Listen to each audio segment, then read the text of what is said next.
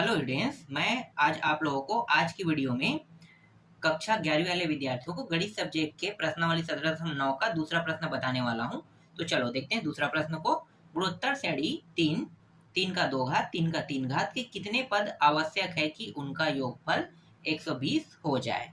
तो पहले हम क्या करेंगे, जो गुणोत्तर श्रेणी दिया है ना उसको लिखेंगे।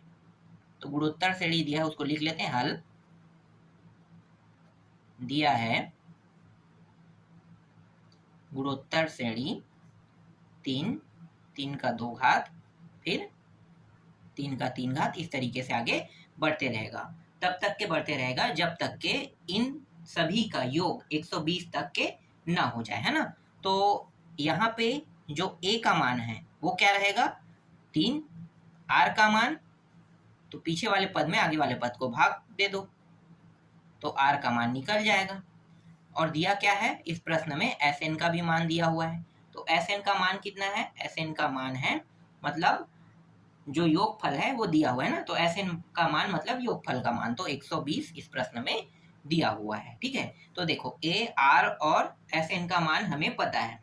तो यहाँ पे हम सूत्र को लिखेंगे। तो सूत्र को जब भी हम लिखते हैं तो हम क्या कहते हैं, हम जानते हैं।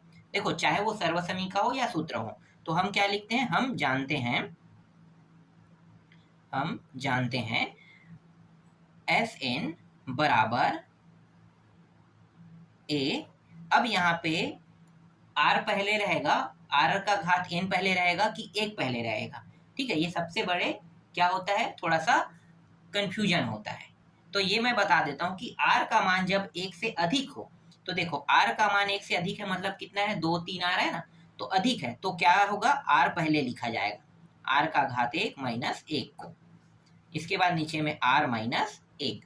अब क्या करेंगे, यहाँ पे मानों को रखेंगे, इसका मान, इसका मान, इसका मान, जिन सभी जो यहाँ पे दिया है इन सभी के मानों को क्या करेंगे, यहाँ पे रख देंगे।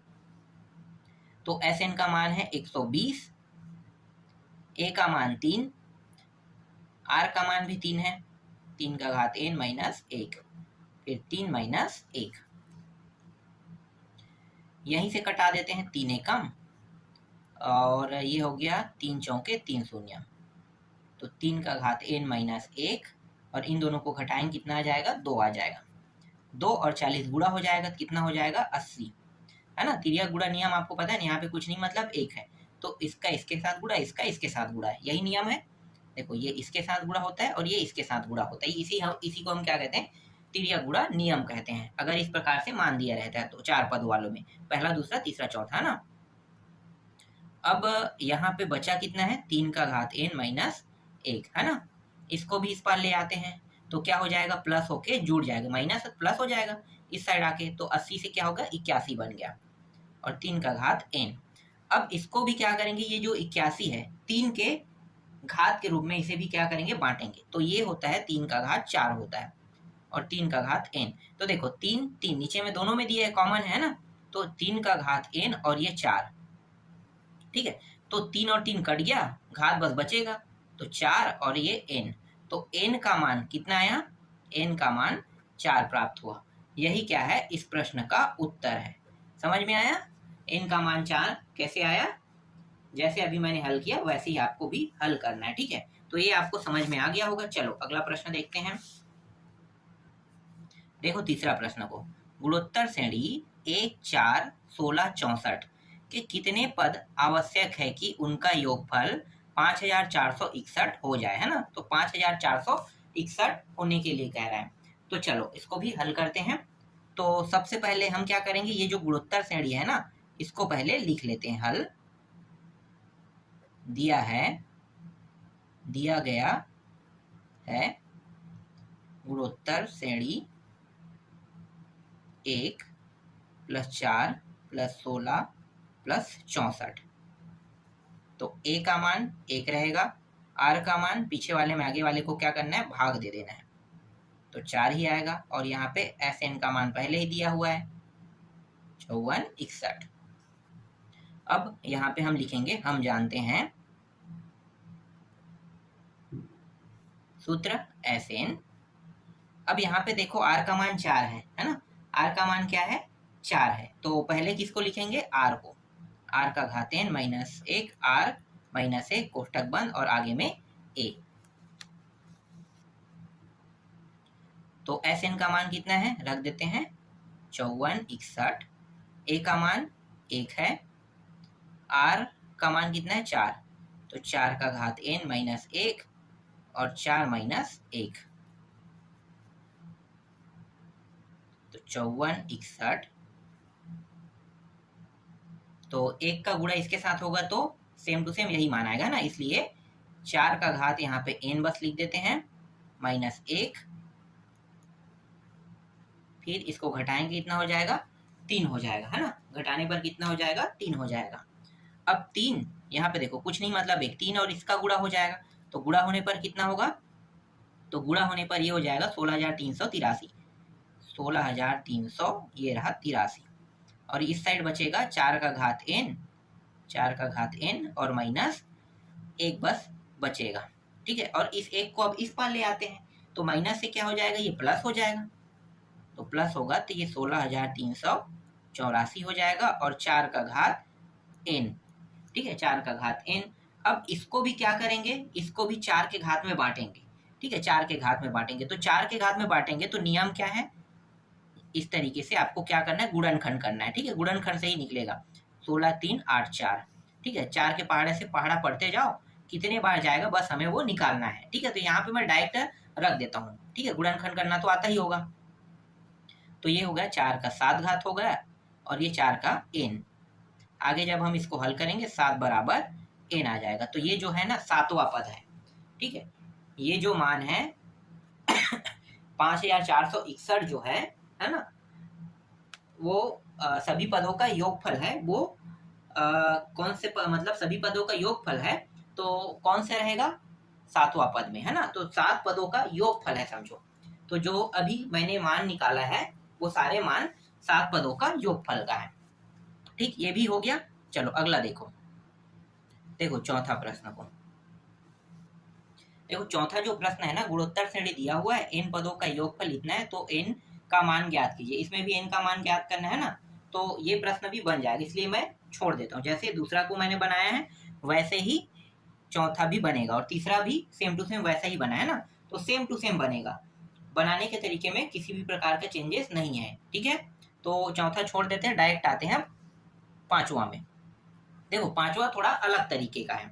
कैसे, देखो गुणोत्तर श्रेणी का सार्वनुपात दिया है 3 दिया हुआ है और अंतिम पद 486 है, तो इन पदों का योगफल 728 है, तो n का मान ज्ञात कीजिए। ज्ञात क्या करना है, n का मान ज्ञात करना है। तो कैसे हल करोगे, देखो पहला पद हमारे पास नहीं है, ध्यान देना, पहला पद हमारे पास नहीं है, प्रथम पद नहीं है। अब प्रथम पद नहीं है और जब तक के प्रथम पद नहीं आएगा तब तक कि हम n का मान नहीं निकाल सकते, ये तो आपको पता है ना। जब तक के पहला पद नहीं निकलेगा तब तक के n का मान नहीं निकलेगा। तो मैं आपको एक ट्रिक बताता हूँ, ठीक है। ट्रिक क्या है, देखो 486, तो 486 का गुणनखंड कर देते हैं और सार्वनुपात कह रहे हैं, मतलब हर एक में 3 का अंतर तो रहेगा, रहेगा ना 3 का अंतर, तो 3 से इसको क्या करते हैं, भाग देते हैं। तो 3 एकम 3 छक्के 18, 3 दूनी, 3 के पहाड़े से कितने बार में कट गया, 162 बार में। फिर 3 के पहाड़े से पढ़ते हैं 3 पंचे 3 चौके 12, फिर 3 का पहाड़ा 3 एकम और 3 अट्ठे 24, फिर 3 के पहाड़ा से गुणनखंड करते हैं 3 छक्के 18 होता है, फिर 3 एकम 3 दूनी, ठीक है। तो देखो ये रहा पहला पद, यहीं पे देखो उत्तर निकल गया, इनका मान निकल गया। पहला पद, ये दूसरा, ये तीसरा, ये चौथा, ये पांचवा और ये छठवां पद। देखो शॉर्टकट अगर ट्रिक का उपयोग किया जाए तो यहीं पे पांचवें प्रश्न का उत्तर निकल गया, है ना। लेकिन जब तक हम पहला पद नहीं निकालेंगे तब तक के क्या होगा भाई, तब तक के हम इनका मान नहीं निकाल सकते थे। हालांकि ये छठवां पद ही आएगा, है ना, लेकिन थोड़ा सा हल करके बता दें। देखो सबसे बड़ा डाउट क्या है पता है, ये पहला पद कितना होगा कोई भी आपको नहीं बता सकता जब तक कि आप ट्रिक का उपयोग नहीं करोगे। तो इस ट्रिक के उपयोग से ही हम पहला पद निकाल सकते हैं। देखो पहला दूसरा तीसरा, यहाँ पे मैं लिख लेता हूं, हल गुणोत्तर श्रेणी 2 + 6, है ना, 2 हो गया, पहला पद क्या हो गया 2, दूसरा पद, पहले पद के बाद दूसरा पद 6, फिर तीसरा पद, तीसरा पद कितना है 18। ठीक है, गुणोत्तर श्रेणी में हर में कितने का अंतर है, 3 का डिफरेंस। भाई इसको भाग करके देखो ना, 3 का डिफरेंस आएगा कि नहीं आएगा। देखो 2 एकम 2 तिया, 3 से कट रहा है, ये भी 3 से कट रहा है ना, तो हर में 3 का डिफरेंस होते जा रहा है। आगे इसको इस प्रकार से लिख लो। ठीक है, तो ए का मान कितना हो गया 2 और आर का मान 6/2, तो 3 आगे ना, 3 का डिफरेंस आर का मान। इसके बाद क्या कहा है, योगफल। देखो ये है योगफल SN 7 2 8, 7 2 8। अब आपको क्या करना है, सूत्र का उपयोग करना है। तो यहाँ पे हम जानते हैं, लिखेंगे, हम जानते हैं SN। देखो R का मान क्या है भाई, बड़ा है ना, 1 से बड़ा है, तो RN -1, R -1 और यहाँ पे आगे में A रहेगा। बस मानों को इसमें रख देते हैं, रखने पर उत्तर आसानी से आ जाएगा। तो SN का मान है 728, A का मान 2, R का मान 3, N -1 और यहाँ पे इसका भी मान कितना है 3 है, 3 और 1 2, सीधा घटा दो, ये हो गया। इसको इस पार लेके आएंगे तो ये हो जाएगा 729, 3 का घात n। 729 है वो 3 के पहाड़े, अगर 3 के घात के रूप में देखा जाए, ठीक है, गुणनखंड विधि से ही ये भी निकल जाएगा। 729 तो 3 के घात में 6 बार में होगा, है ना, 3 का घात 6 करेंगे तो 729 होगा। तो 3 का घात n, तो 6 बराबर n, तो n का मान 6 आ गया। देखो शॉर्टकट ट्रिक में यहीं पे मैंने बता दिया था कि n का मान 6 आएगा, लेकिन हल करके निकालेंगे तो इस प्रकार से आया। अब सबसे बड़ा दिक्कत क्या था इस प्रश्न में, सबसे बड़ा दिक्कत था ये मान निकालना, ये मान निकालना। ठीक है, हमारे पास जब तक कि गुणोत्तर श्रेणी नहीं होगा तब तक के हम, जैसे इस प्रश्न को मैंने बनाया ना, ऐसे इनका मान निकाला हूं, वैसे ही अगर निकालना है तो आपको इस प्रकार से ट्रिक का उपयोग करके गुणोत्तर से निकालना है। फिर इसको हल करके यही मान, जो छठवां पद जो मैंने यहाँ पे शॉर्टकट में बताया, वही चीज यहाँ पे भी आपको बताना है। ठीक है, तो ये होता है ट्रिकी खेल। चलो अगला प्रश्न देखते हैं। अब देखो छठवां प्रश्न को, एक गुणोत्तर श्रेणी का प्रथम पद a बराबर 729 और सातवां पद 64 है, तो SN ज्ञात कीजिए। मतलब योगफल क्या करना है, ज्ञात करना है। ये प्रश्न भी कठिन नहीं है, आसान है। तो पहला पद कितना है, पहला पद यहाँ पे 729 है, तो मैं यहाँ पे लिख लेता हूँ हल a बराबर 729। ठीक है, पहला पद क्या है 729 है। अब सातवां पद कितना दिया है 64। ठीक है, यहीं पे खेल होगा ना, सातवां पद 64, तो सातवां पद को कैसे लिखेंगे, AR6, है ना, एक कम हमेशा लिखते हैं, तो AR6 बराबर कितना रहेगा 64। ठीक है, AR6 बराबर 64। अब ये जो A का मान है यहाँ पे रख देते हैं, तो 729 और R का घात 6 और ये रहा 64। ठीक है, अब ये R का घात 6 को यहीं पे रखता हूं, 64 के साथ ये 729 का भाग हो जाएगा। ठीक है, मतलब 64 को क्या करेगा 729 भाग करेगा। क्यों भाग कर रहा है, क्योंकि ये दोनों मान गुणा के रूप में है, और गुणा के रूप में रहता है तो नियम आपको पता है, इसके नीचे कुछ नहीं, इसके नीचे कुछ नहीं, मतलब 1 है। तो देखो ये नीचे में आ जाएगा, है ना, और नीचे के मान ऊपर चला जाता है, ये नियम है ना। तो जैसे ऊपर जाएगा वैसे ये नीचे भी आ सकता है, तो यही नियम यहाँ पे लागू होता है। ठीक है, तो R का 6 घात बराबर 64/729। अब ये 64/729 है ना, तो ये 2 का कितने घात होगा 6 घात, और ये 3 का 6 घात। ठीक है, 3 का 6 घात, तो ये R का कितने घात हो गया 6 घात, और ये 2 का और 3 का, दोनों का अगर 6 घात है तो इस तरीके से, है ना। अब घात घात दोनों से कट गया, तो R का मान कितना आया 2/3 आया, तो R का मान हमें प्राप्त हुआ 2/3। ठीक, R का मान आ गया।